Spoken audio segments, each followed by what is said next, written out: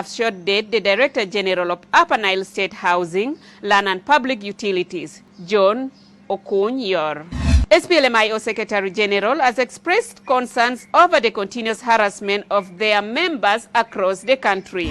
The primate of the Episcopal Church of South Sudan says the former Archbishop of Jonglei Internal Province, Akurdit, is back to his community as a retired church leader.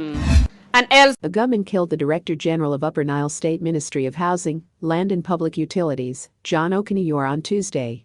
The State Police Commissioner, Major General Chola Tem, told iRadio, Okuny was shot dead at his home in Malakal town at 8 p.m. General Tem said the assailant escaped after committing the crime. The person who did this crime ran after he killed John Okuny-Yor. Of course, that time people runs during the shooting, but the investigation is going on because the security forces are searching for the person who committed this crime, said Tem. The motive of the killing, which caused panic at High Jalabal, is unknown.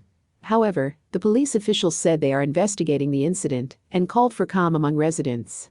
My message to the people of Malakal town is for them to be calm, because we are doing our job and the government is in control, he said. The murder is the third of its kind, involving influential people in Malakal town. Last year, top SSPDF General, Arap Akyu, and peace activist Giuliano Ambrose were shot dead while returning home from a market in the town. Later in the same year, armed individuals shot at people who had turned up for the reception of the new state governor, Bud Hakayang.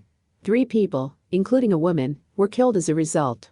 Also in July 2020, a public prosecutor in the state, identified as Thomas Abana Cole, was killed by armed assailants. Since then, no culprits have been identified and punished for the crimes.